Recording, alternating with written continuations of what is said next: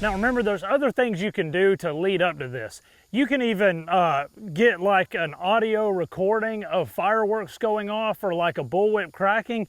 You can just play that in the barn, maybe even at feeding time, so they make that noise association with grain. You can start off with very few, very small fireworks and build up to it. Then, you know, you can gradually work up to this stuff to where fireworks don't really bother them too much, or at least not bad enough to where you have to worry about them running through the fence and getting like a serious injury. So like, why somebody might do all this now, you know, a week before everybody sets off the real fireworks, is kind of think of it like it's better off him get a little bit scared in a controlled environment to where we can kind of help him stay out of trouble, versus a week or whenever from now when fireworks just go off everywhere and he's got the free reign. We don't want him running through a fence or hurting himself or something like that. So this is like, think of this as a means to an end to keep from having injuries or having to take your horse to the vet. And not only that, you're also going to be building his confidence. So, you know, exciting things are going to happen in you and your horse's life. We need to think ahead and prepare them, start preparing them gradually for these exciting moments to where it can be in a controlled environment. It's a lot better to do something like this than to just say, okay, well, all these fireworks are about to go off all over the place. I hope my horse is still out in the pasture when I go out there the next night, or if I put him in the barn, I hope he hasn't busted the barn down or hung his leg in the stall from panicking or something like that. So think ahead about stuff like this. Try to prepare them for it ahead of time. The summer coming right up, we know there's going to be a lot of fireworks, so we're going to make a video showing you all about everything you need to do to get your horses ready for 4th of July fireworks. Now we're fixing to go to Walmart and we're going to get a whole bunch of fireworks, and we're going to set all of the fireworks in a circle around this horse, and then we're going to light all of the fireworks off all at one time, and then we're just going to see what happens. If you look at the grass growing up around the pickup here, that's how long it's been since I've driven this truck. With gas as expensive as it is, this is my electric motorcycle. We're keeping the diesel parked. We're taking this.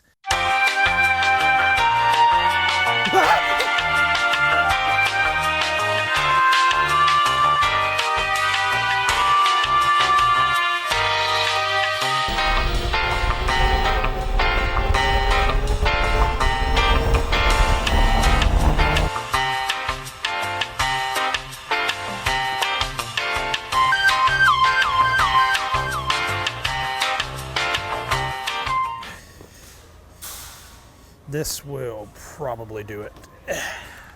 Hey, how you doing? Good. Just looking at these fireworks here, and I was wondering if you guys knew if these were safe to use like around horses. I have no idea. Rachel, you know anything about the fireworks? Trying to just figure out if like it would be okay to use it around horses, or if like, you know, there's anything in it that would not say to not use it around horses. They aren't going to say not to use them around horses. Horses get scared over the bangs and stuff like that. Oh, like because of the loud noises and stuff? Yeah. That makes sense. So I mean, anything that makes loud bang is probably going to scare them. Got it. What about like Arabians? I think this will do it. This is the biggest box they had. But it says they got some sparklers in here and things like that. And look, it even tells you at the bottom of each box exactly what they do. Turns out there were no instructions for using these around horses. Even the people that sold me the fireworks didn't know if these were safe around horses or not. Come on, little horsies. Come on, horsey, horsey, horsey.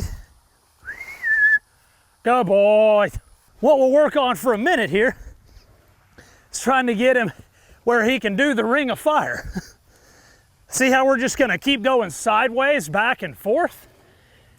Notice we're not gonna try to bring him right up to it, right? Because that'll lock his feet up. But see, if I just can kind of keep doing something like this,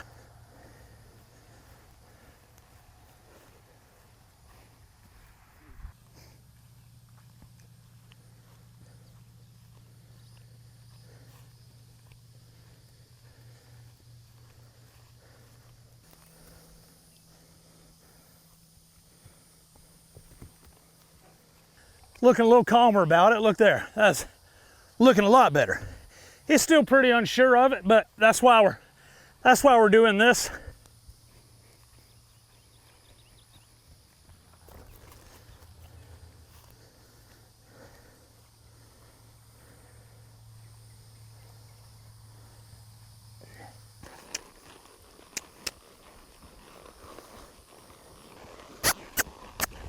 There you go, get going.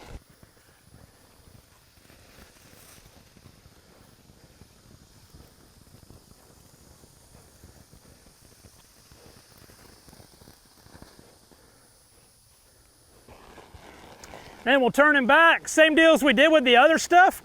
And then just see if I can kind of ride him over here to the corner. See, like this.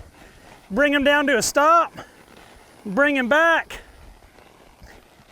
See how I kind of let him leave the area that he was afraid of? That's not a bad thing to do at all.